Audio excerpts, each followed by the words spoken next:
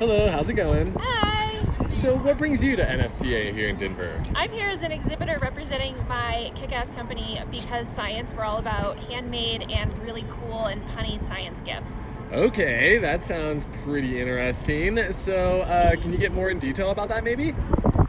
Sure, yeah. So we really like highlighting the fusion where art and science combine. So a lot of our things celebrate that through like creatively designed stuff, things that just look cute or fun or really poke fun at some things in science that we all go through. Okay, do you have a background in science at all, or? Yes, yeah, I was a chemist. Ah, okay. How long were you a chemist? I never actually made it past my PhD. I defended and then went straight into running my business full time. That's fantastic. If you don't mind me asking, what motivated you to start your business? Yeah, I've always loved making things, and I've always been driven to find some way to combine art and science into a career without having to be pigeonholed into science illustration. So entrepreneurship is really where I found the ability to combine those two things. Okay, is there one maybe like science experiment that you can remember that you just were like, man, I love science when you were young? Not only that, I still do them in our store. 'Cause Awesome. we do hands-on stuff in our store, and one of my favorites is with phenolphthalein. So it's a pH indicator, which means if you put it specifically in a solution that's basic, it turns hot pink. Oh wow, okay, that's pretty legit. What is one thing that you maybe learned here at the event yourself? Just overheard. Or Not anything? actually a real fact, but Miss Frizzle is alive and well, and everyone is in full support of her. Okay, fantastic. Can you maybe touch on that a little bit for someone that hasn't heard of Miss Fizzle? Yeah, so we're at a science teaching conference, and Miss Frizzle being a science teacher from the Magic School Bus back in the 90s, and now there's a reboot with her daughter. So it's all about women in STEM and learning through doing. Fantastic. And what is one thing that you look forward to with science moving forward in the future? I am looking for more equitable science for all. So science belongs to everyone and is for everyone. Can you maybe touch on that a little bit? Like, Sure. what's important with that with you? I mean, especially as a woman in STEM, it's hard. There's some invisible barriers there, and there's also barriers for other minorities and LGBTQIA+ in STEM. And I'm really all about sharing products that we make that really support those groups, and hopefully we'll find our way somewhere where it's no longer a thing we're having to work towards. I have heard that it is difficult or there's a lot less women in STEM. Why, personally, do you think that is? I don't know that there's less women. I've actually heard stats that women are getting higher degrees at higher percentages in STEM fields than men now. Okay. But there's still a lot of other hurdles, especially in academia. Most professors are still men. There's a lot of things that make it hard for women, especially if you're a childbearing woman or identify as someone who can bear children. And in so doing, it just makes it so much harder to progress in your own field. Got you.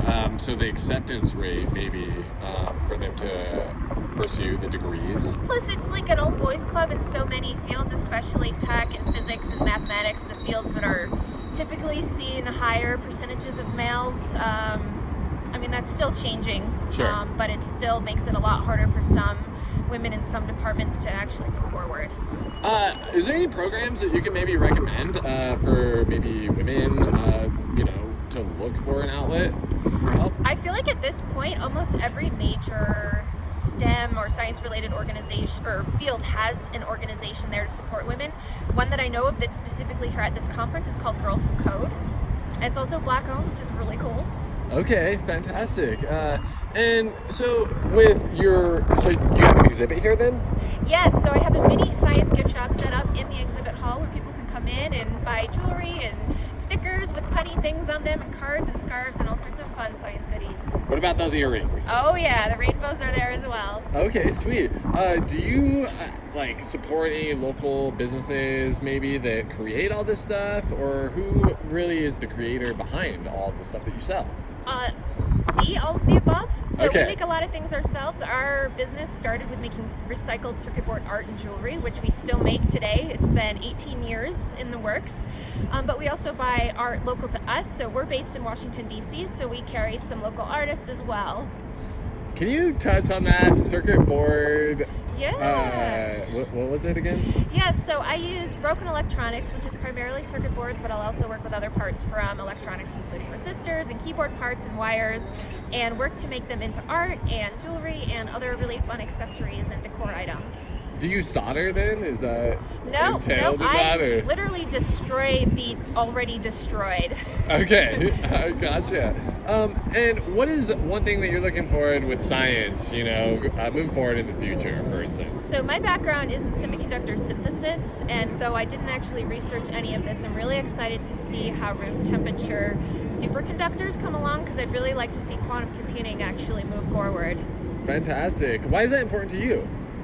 Not to me personally, but it's sort of like the thing that'll take us to the next step in terms of tech and our ability as humans to explore the universe and be able to calculate things like how our brains work and simulate really complex systems that right now we just can't model appropriately. It'll just really help us understand our world around us a lot better. Is there a complex problem that is on your mind that you hope to be solved in your lifetime?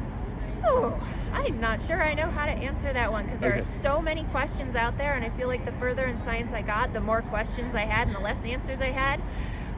But really, I'm just all about learning more, and whatever tools and research gets us, I'm cool with that. Thank you so much for your time. And so if somebody wanted to maybe visit your fantastic store, how would they do that? We're online at BecauseScienceDC, as in District of Columbia.com, and we have a physical retail storefront in DC, so if you're ever visiting DC and are looking for something fun to do, come see us. Great. Well, thank you so much. Thank you.